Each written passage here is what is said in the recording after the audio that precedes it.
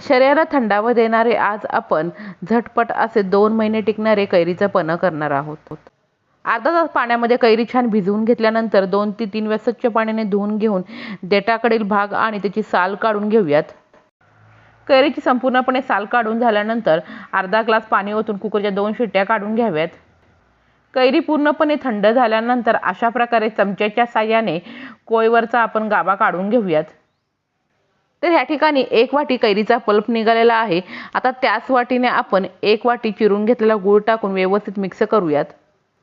आता 1 ते सव्वा चमचा काळं मीठ, अर्धा चमचा वेलची पावडर, पाव चमचा भाजलेल्या जिऱ्याची पावडर, 8 ते 10 केशर काड्या टाकून हे मिक्सरला फिरवून घेऊयात.